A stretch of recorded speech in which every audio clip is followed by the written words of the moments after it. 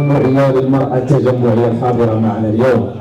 طبيعة الحال نساء أخوات، وتحية للسيدة ديالنا وتحية للزوجة اللي حاضرين معنا اليوم في هذا اللقاء هذا. الله يخليها نفسي. بسم الله الرحمن الرحيم. معكم عمر طابيش رئيس المنظمة الجهوية للشبيبة التجمعية. اليوم كما شفتوا هو انطلاقة ديال اللقاءات اللي كنا بدينا فيها في الندوة الإعلامية والافتتاحية اليوم الثلاثاء 17/6/2025 بفندق طونجيميد. اليوم كان أول لقاء ديال اللقاءات الجهوية بالضبط في قرية الزميج إقليم فحص أنجرة. اليوم كما تراو كاين الشباب من جميع الأقاليم. طبيعة الحال هو لقاء جهوي ولكن ذو طابع اقليمي. لقاء اللي غيتناولوا فيه مجموعه من الاشياء حول الحكومه والحصيله الحكوميه وحكومه الكفاءات وحكومه الانجازات. كاين تقريبا مجموعه من المنسقين والمنسقات على مستوى الجهه. كاين اليوم حاضرين معنا كفاءات طبيعه الحال اساتذه دكاتره جامعيين، منسقين برلمانيين، كذلك معنا اعضاء مكتب سياسي، كذلك معنا برلمانيين على المستوى الوطني. كذلك الحضور، كنشكر الحضور الشباب والشابات اللي حضروا معنا من جميع الاقاليم. اليوم هو اللقاء الاول على الصعيد الجهه، اللقاء اللي غادي يكون متميز وغيكون انطلاقه ديالو من القلب ديال قريه الشرفاء وهي قريه الزميج، القريه اللي كتمتاز بجدنا سيد احمد بن عجيبه اللي كان من اقطاب هذه المنطقه هذه، رحم الله عبدا يعني عمل عملا واحسن اليه. كذلك كنشكر الطاقم الاعلامي الحضور معنا. اليوم غتكون لقاء متميز، اليوم غتكون انطلاقه متميزه، اليوم غادي يكون انطلاقه جيده من الاقاليم ديال هذا الاقليم السعيد. غتكون ان شاء الله الرحمن الرحيم انطلاق لقاءات جهويه من اقليم فحص أنجرة. وشكرا على حضوركم. بسم الله الرحمن الرحيم. اولا كنشكر جميع الاخوه ديال المنظمه الجهويه للشبيبه التجمعيه بجهه طنجه الحسيمه. هذا اللقاء اليوم جاء في اطار يعني تحرك ديال الحزب على المستوى المركزي ثم على المستوى الفيدراليه الوطنيه.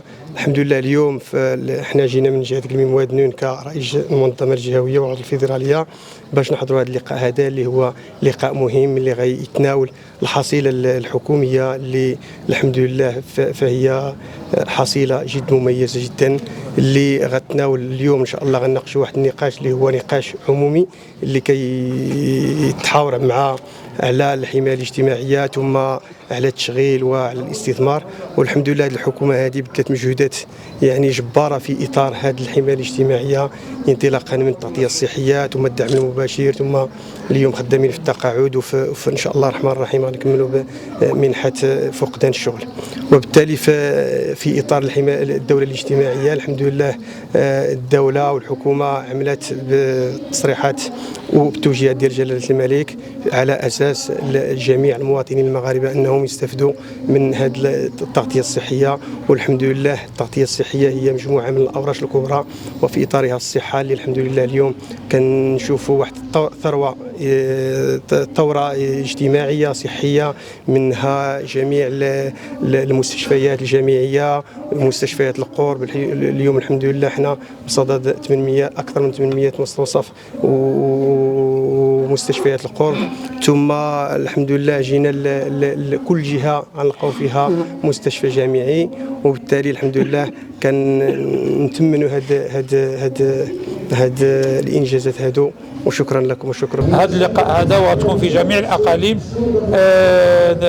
يعني عباره عن تجمعات سياسيه يؤطرها اكاديميون يؤطرها خبراء في مختلف المجالات وللتحاور مع الشباب والاستماع إلى الشباب بصفة الأولى، يعني بالدرجة الأولى الاستماع إلى الشباب، التطلع على همومهم، سماع ما يشغلهم، ثم نقل جميع التطلعات ديالهم إلى القيادات الحزبية لا البرلمانيين ولا الوزراء من أجل إيجاد حلول للمشاكل اللي كيعانيوها الشباب بصفة عامة والمواطنين بصفة عامة في الأقاليم ديال الجهة الشمالية.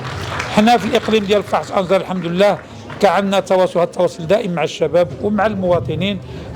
كنشرحوا المشاريع اللي كنقوموا بها واللي كتهم جميع البنيات التحتيه ومن نقل طرقي من نقل مدرسي من اختصاصات كل اللي كتهم الجماعات، سواء منها الجهة والمجالس الإقليمية والمجالس المحلية، كلهم في إطار اختصاصي، سواء سياسة القرب اللي عند الجماعات أو النقل المدرسي وفتح المسالك الطرقية بالعالم القروي، اختصاصات المجالس الإقليمية أو المشاريع الكبرى اللي عند الجهة. هذا كله كنشرحوه للشباب وكنبينوا لهم ما قامت به الحكومة ديال السي عزيز أخنوش في هذه المرحلة هذه، وما نعتزم مواصلته إن شاء الله الرحمن الرحيم. أهم حاجة هو يكون كاين التواصل، نستمع، ما فيها بس نستمعوا كما بغى يكون الكلام ديال الشباب دائما خصنا نكونوا كنسمعوا له، نستقبلوا الانتقادات ونتقبلوها، لأن بالانتقاد كنتعلموا، ولكن يكون الانتقاد البناء. هذا هو. السلام عليكم ورحمة الله. بسم الله الرحمن الرحيم. مصطفى مرابط، عضو المنظمة الجوية للشبيبة التجمعية بجهة طنجة تطوان الحسيمة، منسق الإقليمي لإقليم نضيق في نضاق. اليوم كنفتتحوا الملتقى ديالنا اللي هو في الأول اللي في إقليم فحص أنجرة بحضور قيادة بارزة من الحزب على مستوى الجهة. كيف ما قلت بأن هذه الانطلاقة اللي غادي البرنامج القافلة حمامة 2025 الشبيبة تتواصل. اليوم غادي نعملوا الانطلاقة كيف ما ذكرنا في الندوة الصحفية اللي عملنا اليوم الثلاثاء. هذه المنتديات غادي يشملوا يعني جميع الأنشطة، منهم أنشطة في التواصل، منهم في الرياضة، في الثقافة، في فن الخطابة، في الرياضة. وهذا يعني كتثبت بأن الشبيبة دائما على دينامية في التواصل مع الشباب وفي تجديد الثقة في الانخراط في العمل السياسي.